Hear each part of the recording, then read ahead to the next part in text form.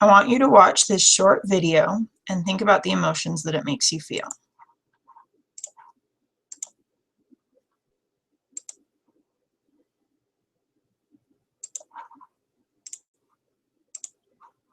Now, most of you probably felt surprised. You may have smiled, and it may have even brought back memories from your childhood. However, what you probably didn't feel was fear or panic. That may seem like an odd response, but for people like me who are allergic to latex, those feelings of fear and panic aren't as crazy as they first seem, and I'll tell you why. Latex is a compound found in a lot of everyday objects, one of the most common being rubber. You're probably thinking that can't be too bad. How much stuff can latex really be in?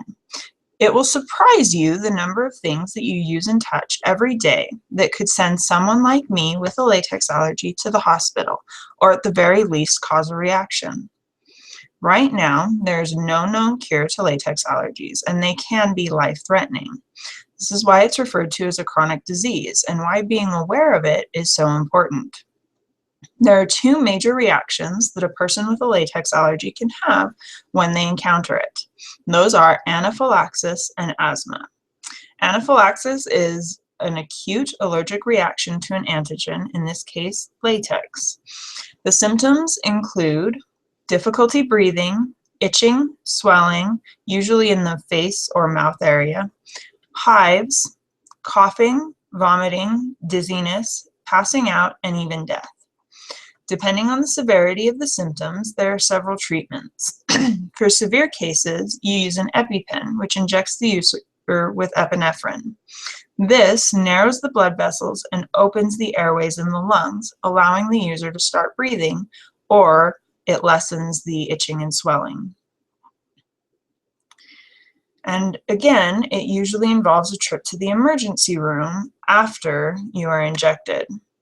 For less severe reactions, you can use Benadryl or another over-the-counter allergy medication, but the best treatment is just to avoid latex as much as possible and thus avoid the reaction. The second type of reaction is allergy-induced asthma, a respiratory condition causing difficulty in your breathing.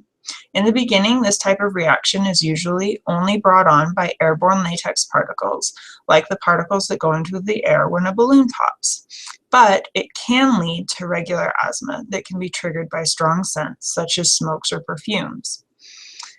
This is treated with regular asthma medication, such as an inhaler, but could also land you in the hospital, depending on how bad your asthma attack is. Now, if those two reactions weren't bad enough or didn't give you enough to worry about, you also have to worry about cross allergies. A cross allergy is when your body reacts to something even though you aren't actually allergic to it. Your body does this because it thinks what you're reacting to is what you are allergic to.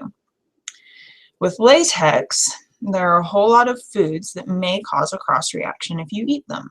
The top 10 being avocados, bananas, chestnuts, kiwi, stone fruit, apples, carrots, melons, tomatoes, and potatoes.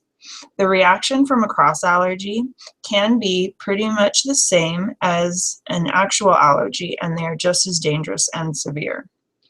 So now you know the basics. What does this mean for real life? Well, anyone with a latex allergy should start wearing medical alert jewelry, such as a bracelet, necklace, or a tag. These let emergency personnel know of the allergy, because a lot of medical equipment, such as a blood pressure cuff or the gloves that they wear, have latex in them. They also need to call their doctors 24 to 48 hours before their first visit to the office, so that the office personnel can avoid an accidental reaction. Then you have to start being aware of all the different places you can find latex. Something as simple as going to buy an eraser becomes much more difficult, because most number 2 pencil erasers have latex in them. Buying things such as Band-Aids is also a chore, and if you're a girl, try finding pants without spandex, because guess what? Both those things have latex. Now, those are the more common household items that contain latex, but a few less common would be the backing on your carpet, a latex mattress, and the glue used to seal an envelope or stick a stamp. Latex is a compound that people run into every day of their lives. Most don't even give it a second thought. However, for those people who have a latex allergy, it is always at the forefront of their minds. When walking into a store, you start scanning for balloons. When buying school supplies or first aid supplies, you check for latex-free companies. It becomes a whole new way of living because for those with latex allergies, something as simple as a balloon popping could end with a trip to the hospital or even death.